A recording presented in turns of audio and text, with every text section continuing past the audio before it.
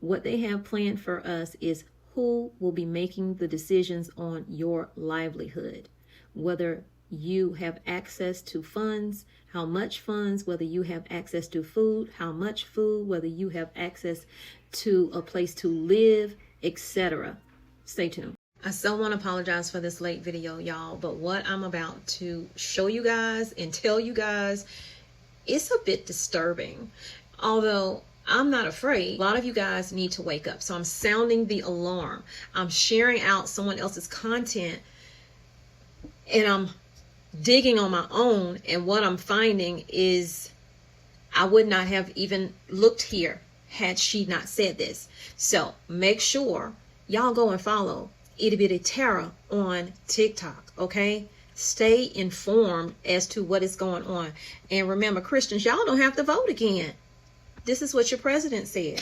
Wikipedia is saying that technocracy is an expert-based type of governance. In its strongest sense, it is a form of government in which decisions across all sectors and policies domains follow evidence-based, efficiency-oriented procedures grounded in scientific methods. Technocracy is often regarded as a challenge to democracy since it grounds political legitimacy in elite expertise. While democracy justifies itself as the rule of the people, one approach to resolving their tensions suggests that democratically elected officials choose political goals, while technocrats choose the most efficient ways to realize those goals. So we won't need politicians. This is why you won't need to vote again.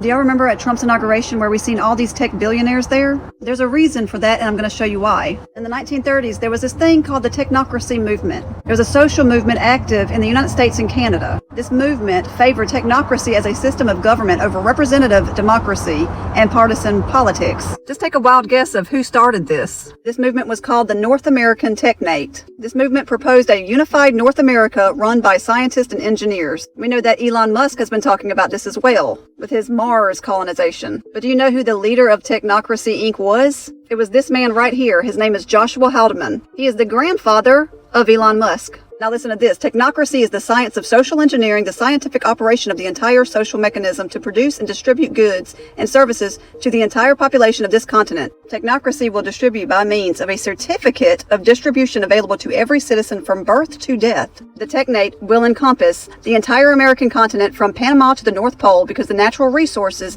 and natural boundary of this area make it independent. I hope this is starting to click, because this is the map of the North American Technate, where you see Greenland, Canada, the United States, Mexico, and Venezuela. That's not all. The technocratic movement planned to reform the work schedule to achieve the goal of uninterrupted production, maximizing efficiency and profitability of resources, transport, entertainment facilities, avoiding the weekend effect. Haven't we heard Trump talk about that? According to the movement's calculations, it would be enough that every citizen worked a cycle of 4 consecutive days, 4 hours a day, followed by 3 days off, which sounds good until you start really digging.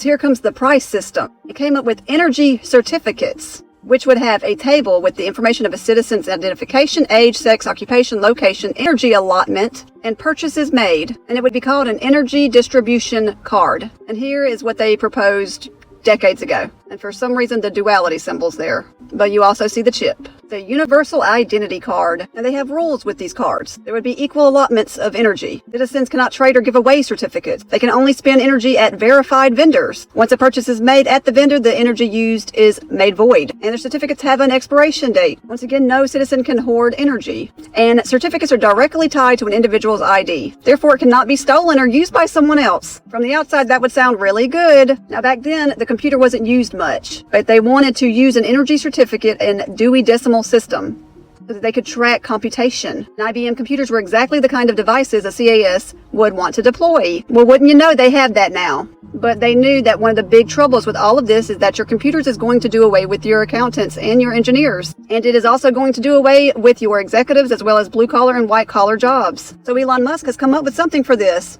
He predicts AI will create universal high income. In less than 20 years, working will be optional. All jobs are gone.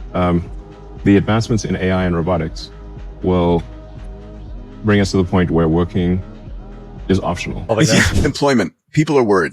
All the blue collar labor is being done by robots. All data centers are being built by robots. The white collar labor will be the first to go, because until you can move atoms, the thing that can be replaced first is anything that involves just digital. Like if it's digital, like if it involves tapping keys on a keyboard and moving a mouse, the computer can do that. The AI can do that. When is all white collar work gone? By when? Well, there's a lot of inertia. So even with AI at its current state, I'd say you're pretty close to being able to replace half of all jobs. And ultimately, working will be optional, because you'll have robots plus AI, and we'll have, in a benign scenario, universal high income, not just universal basic income, but there will be a lot of trauma and disruption along the way. Like, there's multiple scenarios. There are multiple scenarios. There's a lot of ways this movie can end. Like the reason I'm so concerned about AI safety is that, like, one of the possibilities is the Terminator scenario. It's not 0%. One of the possibilities is the Terminator scenario. It's not 0%. It probably won't be income. It will be energy, because our economy is about to crash. And that's probably the plan. So here comes Greenland. We'll probably have Venezuela soon, but Trump wants Greenland now too. Billionaires dream of building utopian techno-city in Greenland, the Freedom City, because it will have minimal corporate regulation. They want to be able to do whatever they want to. They can focus on accelerating emerging technologies like AI and mini nuclear reactors. And the frigid climate could naturally cool the massive energy extensive AI data centers. Plus, large deposits of critical and rare earth materials buried beneath the island's ice sheets could also potentially be used to manufacture consumer electronics. America is destroying itself because of politics, and everybody is just letting this happen. We are literally watching them do this plan. Y'all remember when Trump said you don't have to vote anymore after this time? Well, if this plan works, there won't be politicians. Tech billionaires will own and run different parts of America. But you have to get out and vote. And again, Christians, get out and vote just this time. You won't have to do it anymore. 4 more years, you know what? It'll be fixed. It'll be fine. You won't have to vote anymore, my beautiful Christian. Do you see the plan? Elon's grandfather created it, and now Trump and him are going to implement it. They were talking about this plan decades ago.